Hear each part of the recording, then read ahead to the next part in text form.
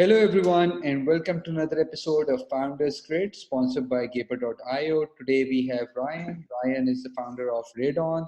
Ryan, welcome to the show. Thanks for having me. So, give us a brief background about yourself, what you've been doing prior to founding Raidon.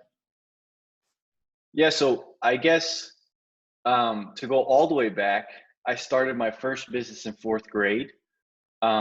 It was a paper airplane business. I was making paper airplanes out of paper. And the thing I liked about it was there was relatively no cost, and it was high in creativity. So I could just take a piece of paper, fold it into anything I could think of, and then sell it to all my classmates for their lunch money. And that was really great. And I've been searching and working to get back to the high of fourth grade, because I think that business had really the core principles of a good business, which is you're providing joy and helping other people with your brain through creativity.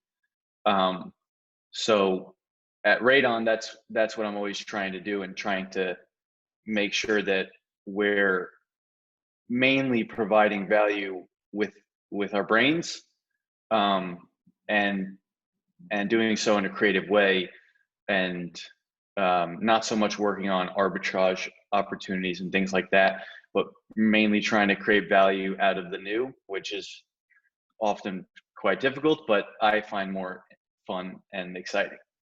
Got it. So, just trying to keep the conversation slightly relevant towards recent times because of COVID. How has I won't talk about fourth grade anymore. No, as a founder, okay, let's start with how COVID has impacted Raidon's business. Let's start with that, and we'll discuss how, as a founder, you're managing. Yeah. So as I was thinking about this podcast, I was thinking about this term, remote employment, remote work, which is something that has always for me been very confusing, because I'm not so sure. So obviously I know what it is, right? The concept is that you're not going into the office anymore. You're outside of the office, and you're at home working remotely with your vendors or your colleagues or your customers. But what's interesting about that is, and I think this is true, I mean, you tell me what you think, but I think for really the past 20 years, the world, I mean, as long as I've been alive, the world has been progressively getting more and more remote. I mean, if you think about it, like 5 years ago, you have had essentially everyone working remote, but they're just in an office, right? Like when you go into the office, it's not like they were actually doing anything in that office that was not remote. I mean, at least at the places that I've worked and the companies that I've seen, they would go into the office, sign onto a computer, and do work on a computer and interact with people on a phone, and store all of their information on the cloud. Any work materials would be sent back and forth either with Google Drive or emails. I mean, it wasn't like there wasn't really a need for people to be congregated in one physical location except for the social aspect. So in my mind, it's almost like the pandemic was not a trigger, but it wasn't a I think the way that most people see it is like the world went remote because of the pandemic, and I think the world was already remote, and then the pandemic just showed everyone, yes, we can go remote. Okay, we're already remote. Well, that's an interesting thought. That caught me off.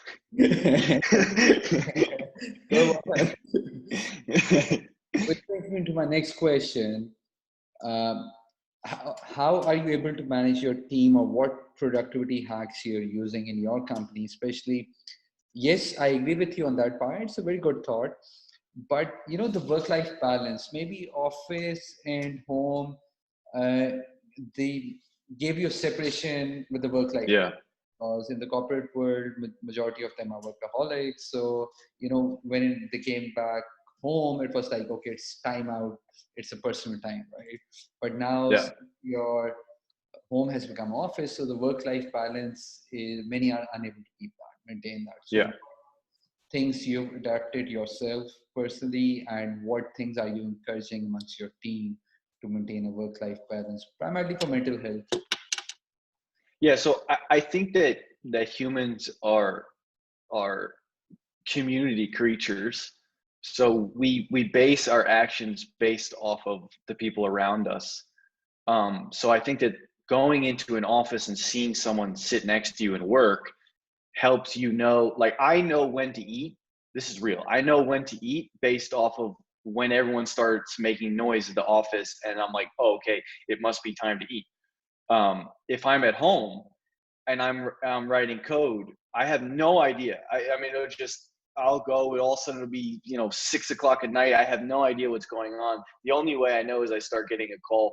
I start getting calls from my friends or my girlfriend or something like that. That's the only way I know. In fact, I have all my notifications turned off, so I actually have no idea what's going on. But I would say that I think the I think that the biggest thing that I've tried to implement is creating uh, virtual communities and entering myself into virtual communities, which help me get back that cadence. So, for instance, I spend a decent amount of time on Twitter, and I can see a lot of people tweeting, during the day, and then it starts to tail off, and then I'm like, okay, I guess it's the end of the day, and things like that. Um, I think we're in the infancy of uh, digital communities. But I have a feeling that work-life balance will get significantly better once people feel more fulfilled in their work and can actually sign off. Because I think a lot of people are just chasing, like they don't feel like they've done enough, probably because they haven't during the day. So they're like, I feel like I have to continue to work. But if they felt like they were actually getting something done, they would probably have no problem signing off at 4 and going and spending time with their children. True.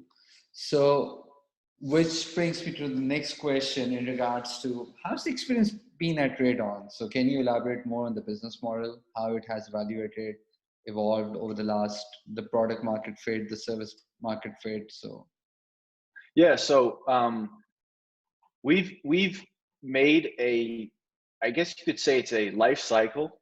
It's essentially, I think it's like 15 or 20 steps that we take people through to take their ideas. Most people come and they have an idea of a way to automate their business, or they have a set of APIs they want developed, which in is essentially just a modern version of automating your business.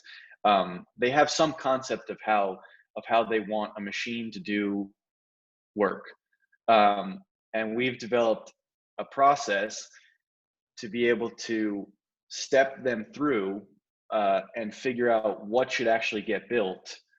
Um, and it's really been rewarding because uh, we can see that the more we take people through it, the better we get at it. We tweak things, and it's allowed us to save a lot of. Interestingly, it's allowed us to save a huge amount of engineering time because I think most engineering firms, software firms, because they're doing work that is, cutting edge and already is leveraged in some way, they don't have to be critical on their own process, and they don't have to actually think about what are we building for people, how are we thinking about how we're building it. So because they already have a leveraged work that can make them money, so they don't have to optimize it too much. But we've tried to take the approach that we're doing nothing special. And so the special has to come from us.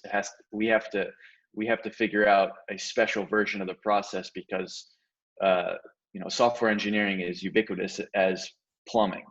Yeah. Got that. So, and where do you see Raidon 3 years from now? So I'm really excited about teaching. Okay. And I really, my dream is in 3 years to have a solid base of Raidon University, where people will be able to learn how to start an automation company and learn how to